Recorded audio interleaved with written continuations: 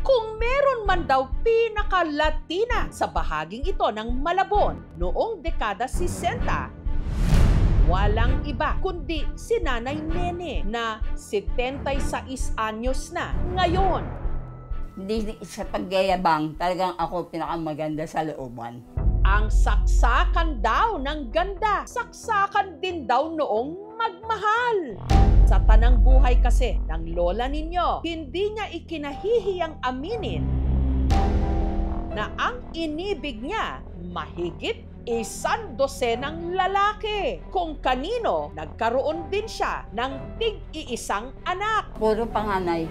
Ang babaeng makailang ulit nakipagsapalaran sa ngalan ng pagmamahal, handa na raw isiwalat ngayon ang lahat-lahat. Sa maliit na kwartong ito sa Malabon, nangungupahan si Nanay Nene. Paalis mo na lahat sa akin, huwag lang yung pag-aayos ko sa sarili ko. Talagang ayaw kung makita ng tao, wala ka nang pera, ang mukha ka pang gusgusin.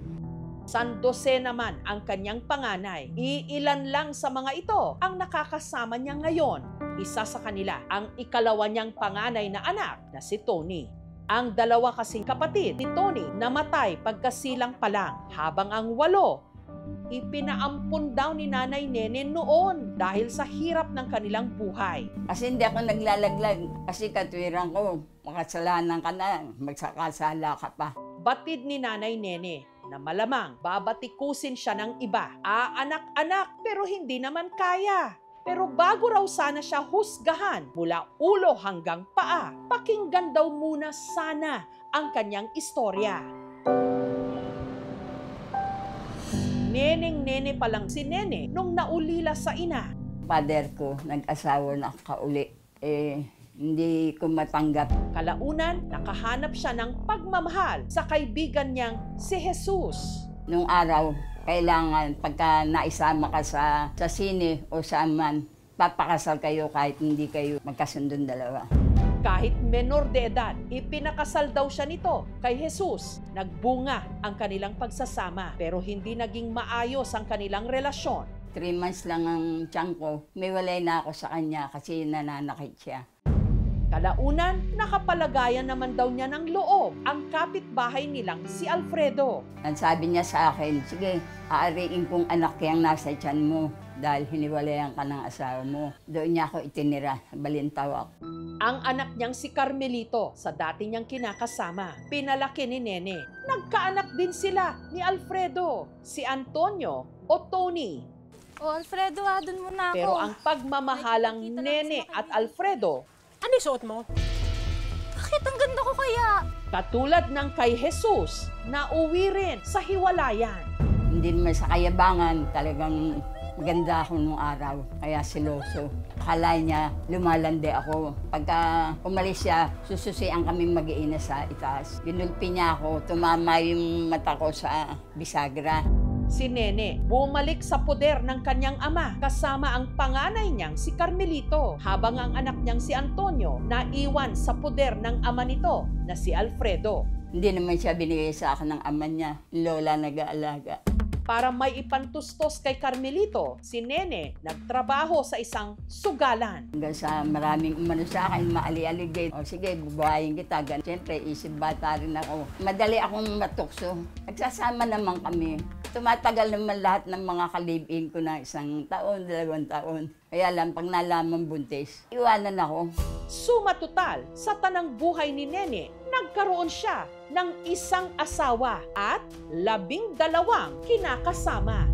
At sa mahigit 100 nakarelasyon niya, nagkaroon siya ng tig-iisang anak. Pag alam kong may relasyon yung lalaki na nakasama ko, hindi ko na para habulin siya, hinihiwalayan ko agad kahit buntis ako. Pero dahil wala raw siyang pantustos sa mga iniluwal niyang sanggol, ang kanyang 3 hanggang 11 anak, ipinaampon niya sa kanyang mga kakilala. Bigay mo na lang sa amin. Total, makikilala ka naman yan dahil kapitbahay ka lang namin. Kusang loob kong pinaampon yung anak ko.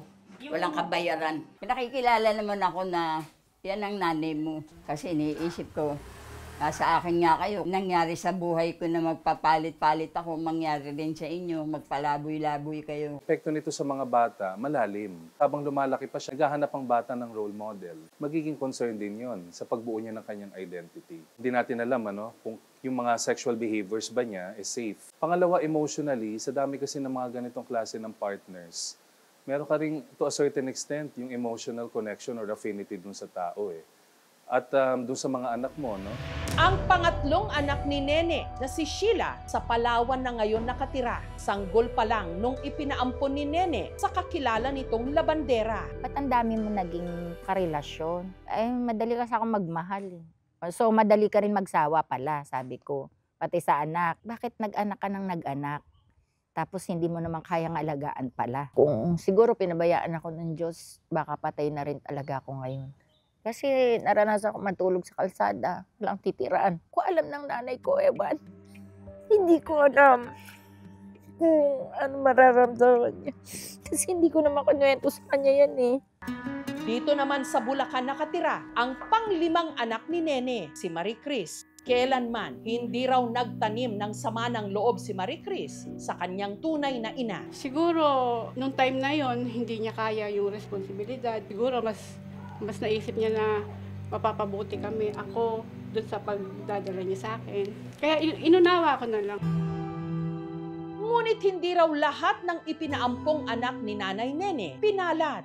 Ang kanyang pang-apat na anak na si Bobby, hindi na raw alam ni Nanay Nene kung nasaan na ngayon. Ang huli niyang balita, nalulong ito sa droga. Ang pang-anim naman niyang anak na si Karina, inilayo raw sa kanya. Ano yon? Bibigay ko po sana. Ate! Sabi nung umampon, Maray, huwag ka na pupunta rito kasi lumalaki yung bata, makikilala ka pa. Baka mamaya lumayo ang loob sa amin. Napatay naman siya kaya po binaril. Habang ang ibang umampon sa kanyang mga anak, hindi raw sumunod sa kanilang napagkasunduan. Kaya maging pangalan daw ng ika-pampito, pangwalo, pangsyam at ika-10 anak ni Nanay Nene ni hindi raw niya alam. Habang ang panlabing isa niyang panganay nagtatrabaho ngayon sa Dubai.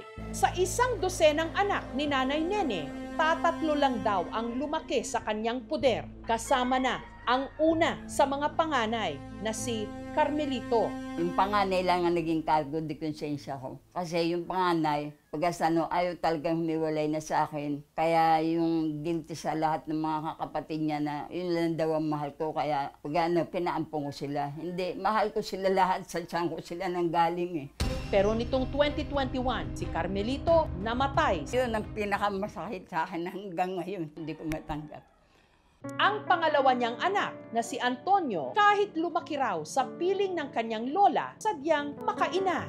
Pero pinagbawalan naman daw ng kanyang ama na si Alfredo na bumisita ito sa kanyang ina. Gusto ko nga pong makasama yung nanay ko, kaya lang, siyempre nung nabubuhay pa ko kasi yung tatay ko, ayaw niya talaga, pinaiiwasan niya nga Ang tatay Alfredo ni Tony namatay taong 2012. Parang nabunutan din ako ng tinik na makakasama ko na nanay ko. Ang huling sanggol naman na iniluwal ni Nanay Nene, si Juan Paulo, na kahit na iniwan din siya ng ama nito, napagdesisyonan daw ni Nanay Nene na hindi niya ipamimigay. Sa akin po napunta yung obligasyon ni nanay, pangkain niya, pambili ng gamot. Yung pangangailangan niya sa bahay, ako na rin po yung nagbabayad. Halinhinan ngayon sina Tony at John Paulo sa pag-aalaga sa kanilang Nanay Nene. Nangihinayang na sana lumaki kaming magkakasama. Hindi ko gagawin sa anak ko yon. Hanggat kaya kong maganap buhay, aalagaan ko yung anak ko. Hindi kagaya ng nanay ko. Hindi ko alam kung anong gusto ng nanay ko. Bakit kami pinamigay. Hindi naman niya gusto na magkaiwa-iwalay kami. Hindi nga lang kami kayang buhayin lahat. Papasalamat ako. Hindi niya kami pinabayaan.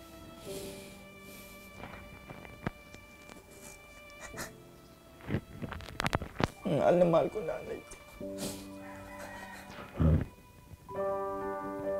Dahil halos walang family bonding at picture, para kahit papaano mapasaya si Nanay Nene. Nitong Biyernes, ipinasyal siya ni Paulo, sabay pictorial pa. Sayang at wala yung isang anak ko na si Antonio Intino. May sakit eh. Kaming tatlo sana. Paano naman yung iba?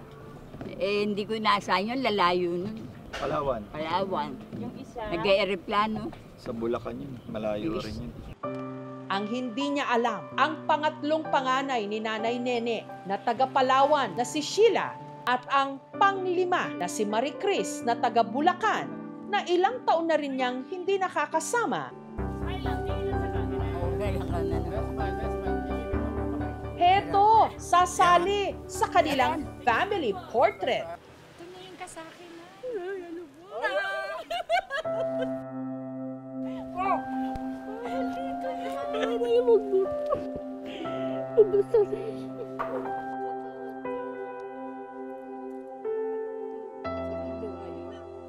Nakita ko yung mga anak ko.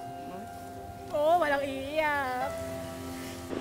Kahit ganyan ka, Nay, nanay ka namin. Love namin. Sa haba ng panahon, sana naisip mo talaga kami. Sana inalagaan mo kami kahit na papano, mga 1 taon, ganyan. Para kahit papano naramdaman din namin na may nag-alagang nanay talaga. Yung totoong nanay. Nakaraan, wala na tayong magagawa dun. Maswerte naman kami sa mga pinagdala niya sa amin. Dahil talaga namang minahal kami ng talagang para kaming anak. Mahal ka namin. Oo. Kahit ganyan ka.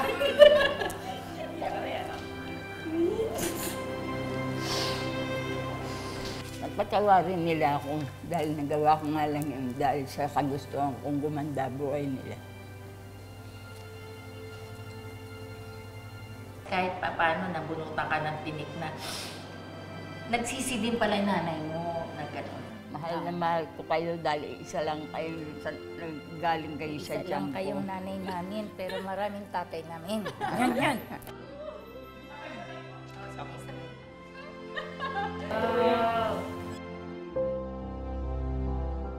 Sabit ko doon sa nakatatanaw ko siya, nakikita ko pa rin sila sa litrato. Kahit na hanggang sa mamatay ako, nakikita ko pa rin silang nakangiti. Sino ba tayo para humusga? Gayong pare-pareho lang tayong naghahanap ng pagtanggap at pagmamahal. Kung ang iba parang naligaw, dapat pa rin nating tandaan na sa ating bawat desisyon may nakasalalay na ibang buhay. At sa kakahanap natin ng pagmamahal, baka minsan hindi natin nakikita na nandyan lang pala sila sa ating harapan.